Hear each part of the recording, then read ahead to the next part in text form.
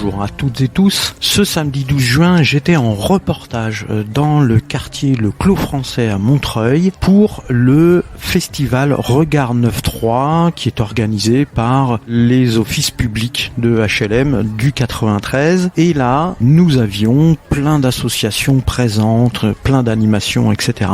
Et donc j'ai fait plusieurs reportages. Je vous invite à les écouter et on se retrouve juste après. Allez, bonne écoute, à tout à l'heure. Alors, je suis au stand de la Maison des Femmes sur le Clos Français, puisque c'est l'événement avec Regard 9.3 aujourd'hui, samedi 12 juin, et je suis avec Roselyne Rollier, la présidente de la Maison des Femmes. Bonjour Roselyne. Bonjour, et pas que moi.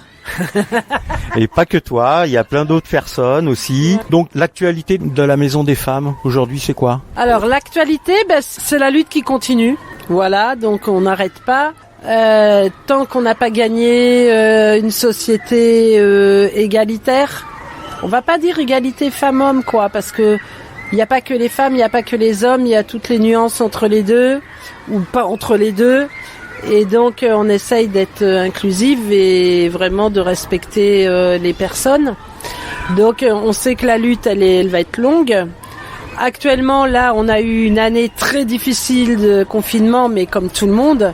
Mais pour une association dont l'entrée, c'est le collectif comme source de ressourcement, de mutualisation, de partage de compétences, de organisation des luttes, là, c'était un peu dur. Voilà.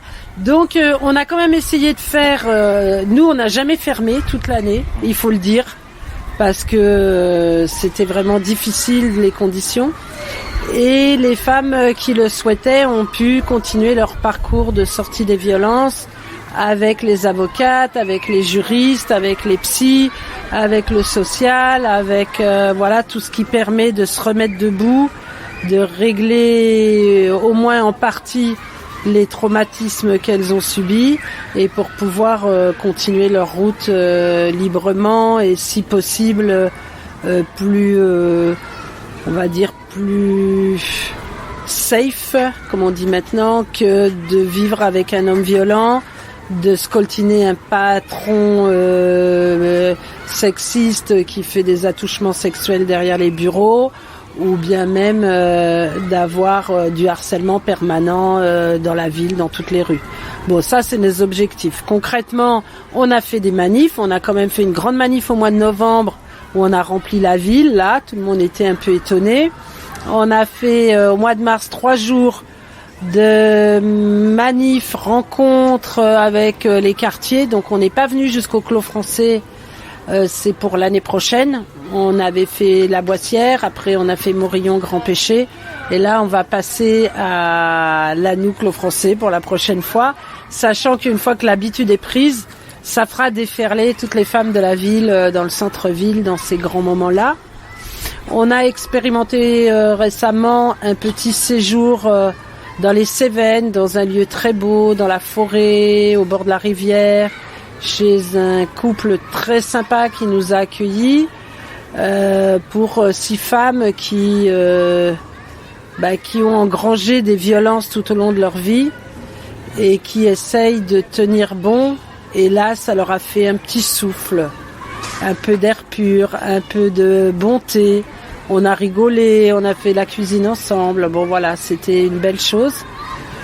C'est des choses un peu difficiles à organiser, il faut trouver l'argent parce que bien sûr, les femmes qui subissent les violences, en plus, elles sont précaires.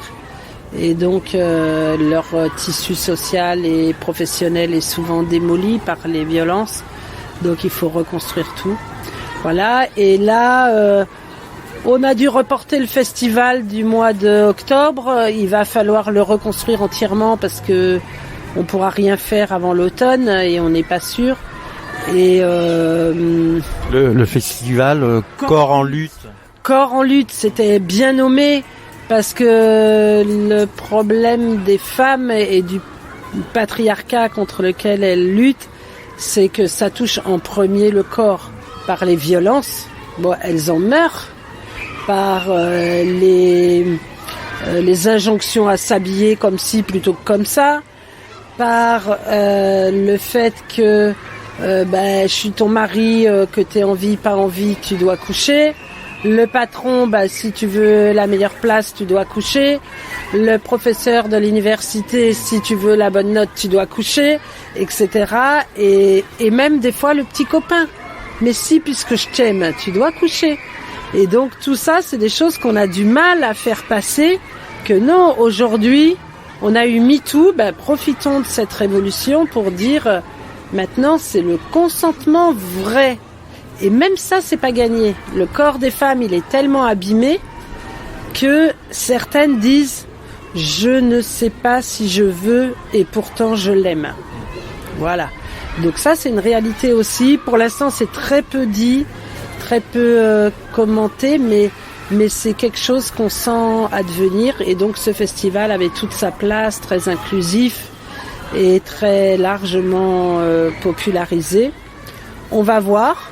On va continuer sur la thématique, on va se refaire quelques forces pendant l'été et puis on va s'y remettre à fond. Voilà. Merci.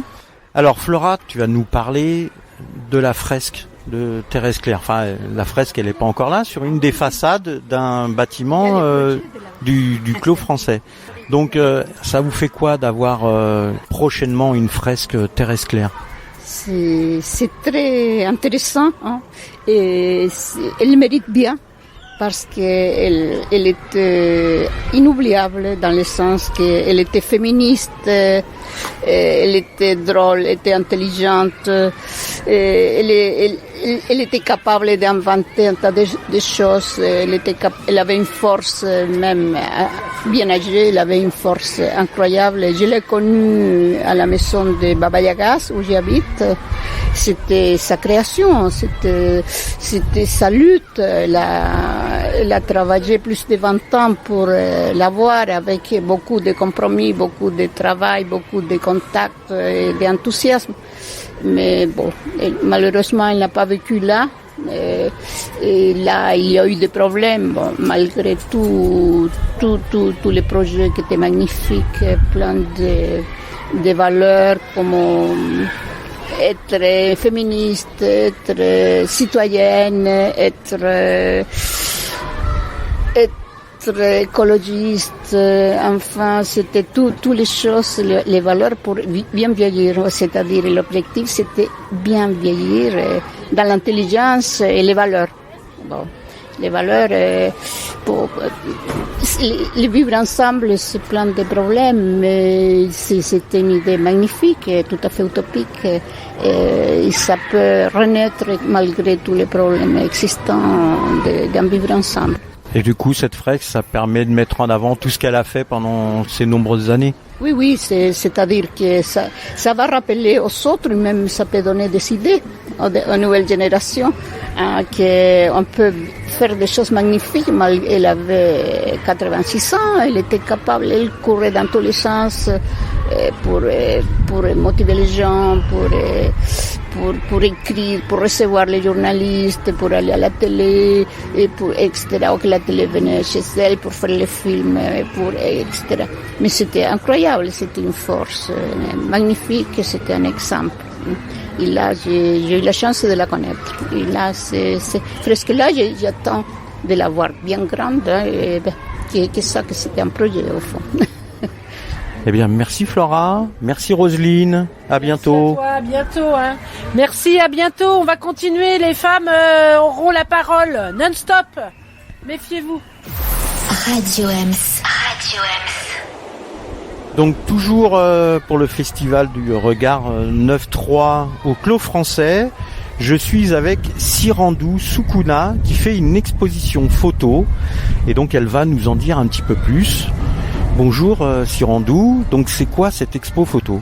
Bonjour, alors cette exposition photo, j'ai décidé de l'appeler Kembire Waga et c'est une formule qu'on se dit à la fin du Ramadan, les soniquer pour se souhaiter la fin du Ramadan, se souhaiter l'Aïd et surtout se donner rendez-vous pour l'année prochaine, que Dieu nous garde en vie en fait.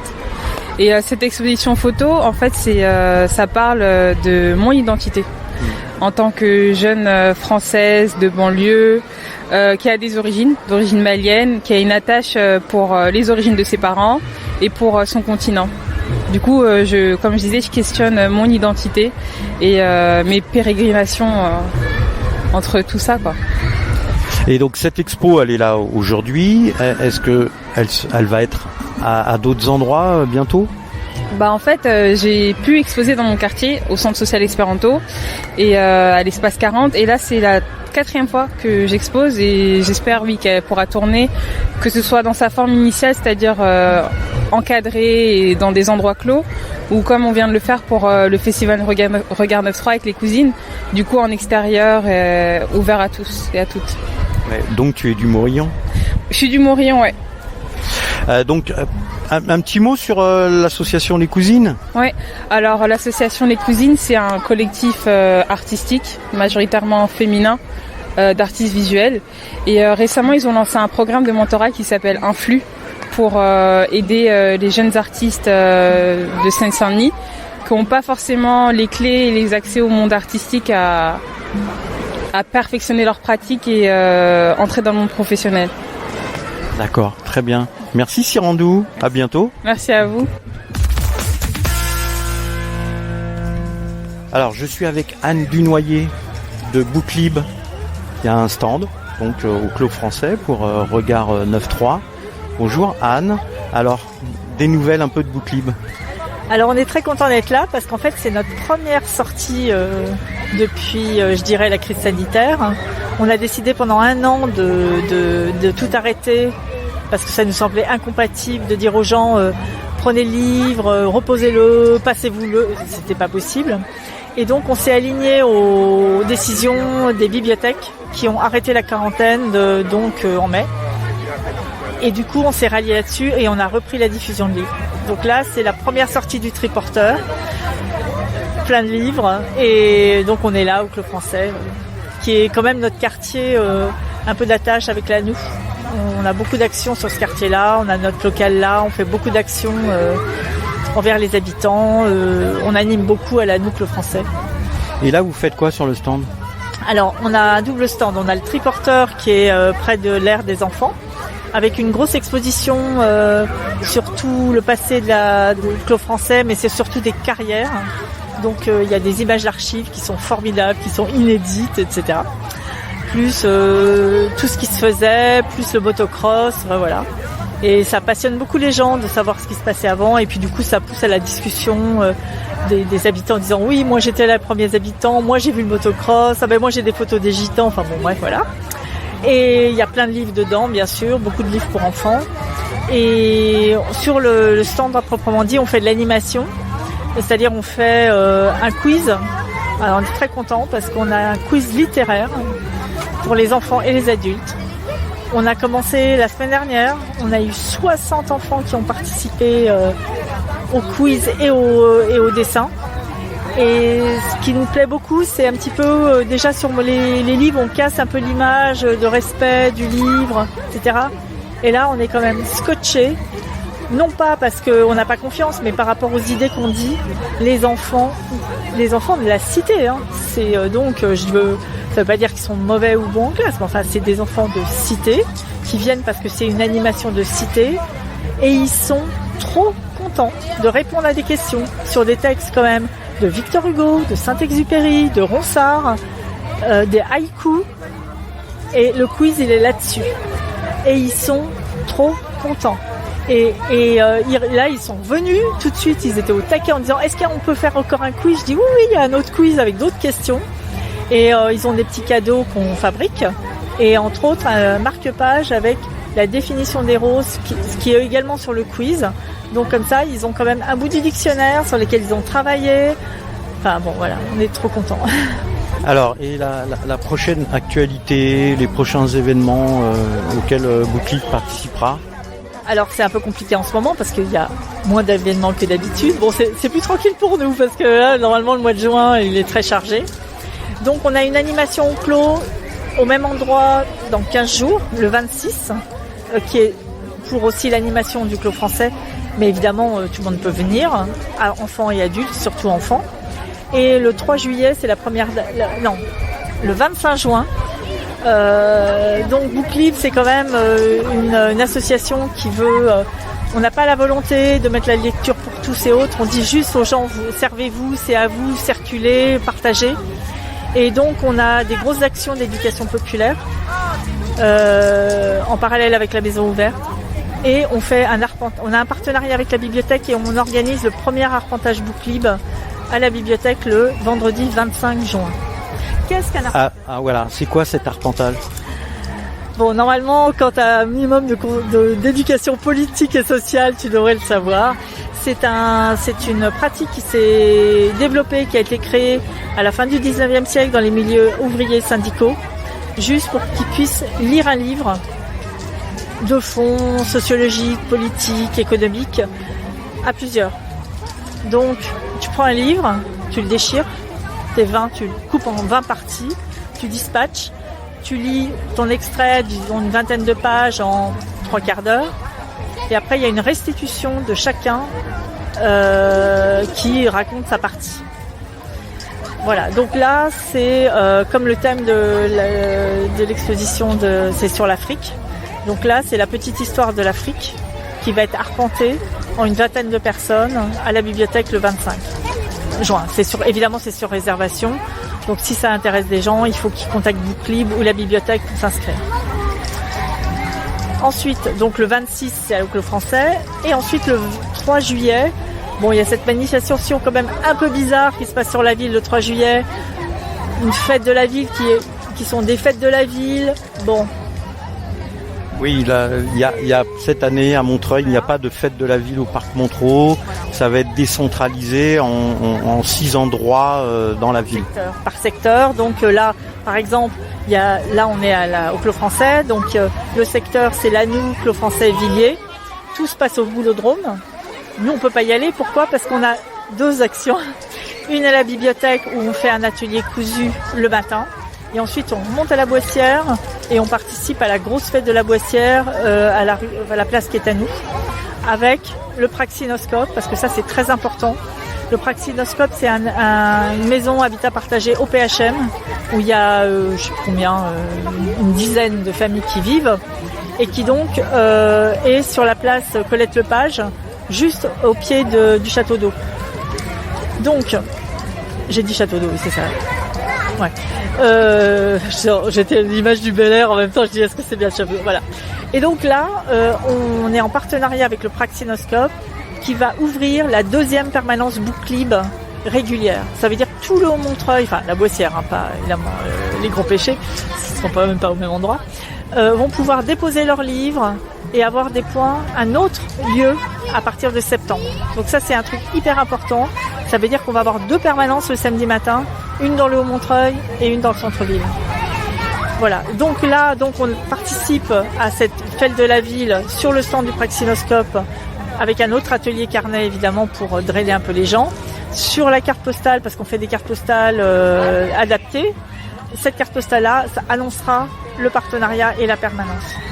Voilà, ça c'est les seules dates qu'on a actuellement, Book Libre, en sachant que en général on fait des animations tout l'été à la nous, en accord avec le PHM et en accord avec l'antenne de secteur.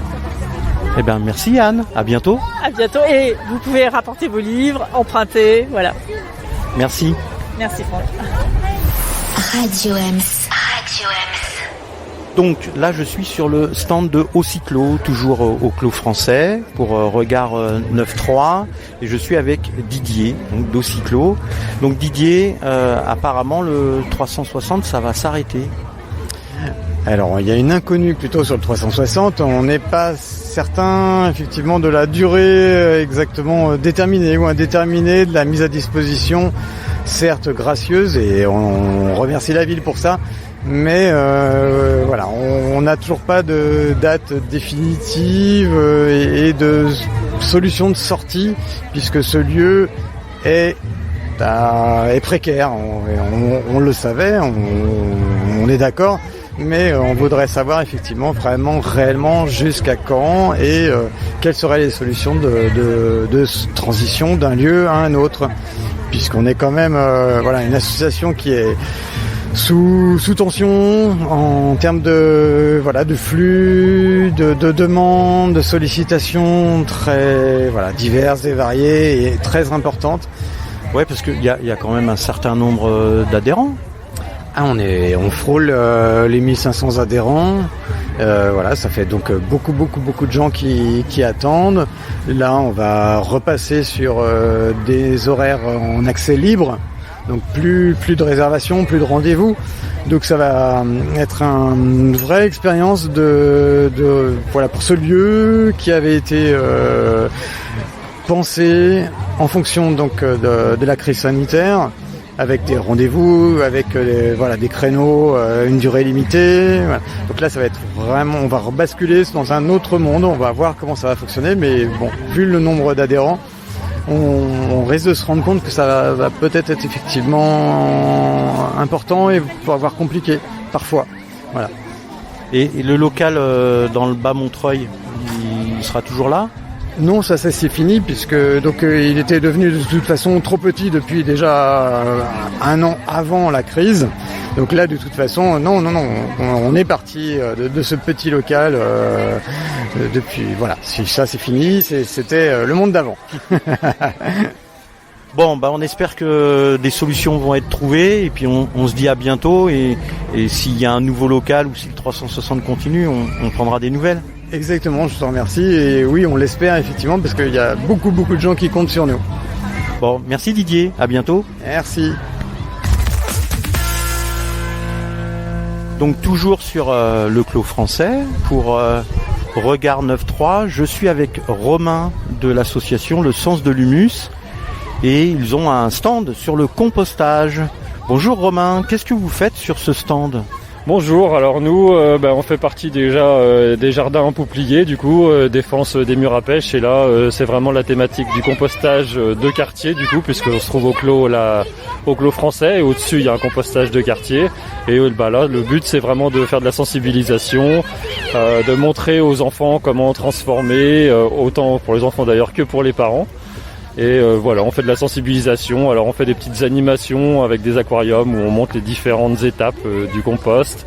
Avec des loupes, on met des petits animaux décomposeurs pour montrer du coup comment se crée ce compost. Et en fait le but c'est vraiment d'essayer de faire de la sensibilisation, de la proximité, de montrer que il y a différentes méthodes pour valoriser les déchets, c'est aussi ça le but et de transmettre. Ouais, alors là je vois il y a pas mal d'enfants qui regardent comment ça se passe, mais sur la ville de Montreuil, combien de composteurs publics ? Alors je crois qu'avec l'OPHM il y en a 5 en activité et 4 qui vont être bientôt mises en place. Et sinon sur Est Ensemble, si je raconte pas de bêtises, Montreuil il doit y en avoir à peu près 25. D'accord, ils sont tous gérés par le Sens de l'Humus ? Les 25 sont tous gérés par le Sens de l'Humus. Il y a d'autres associations après qui font aussi partie du jeu, mais du coup qui sont plus répartis sur Bagnolet et Romainville. Alors quand un composteur est installé, comment ça se passe avant ? C'est le choix du lieu, du composteur.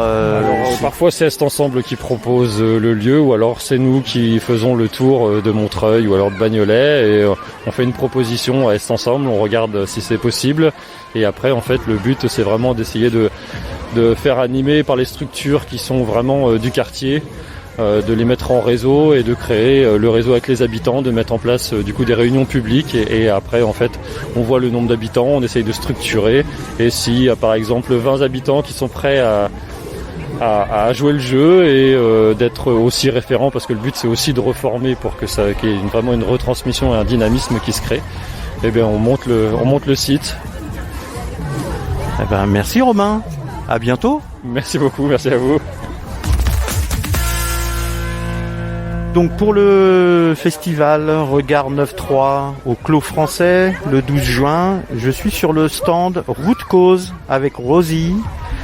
Bonjour Rosie, qu'est-ce que vous faites sur ce stand ? Voilà, vous montrez quoi ? Vous expliquez quoi ? Bonjour, Route Cause est une association à but permaculturel.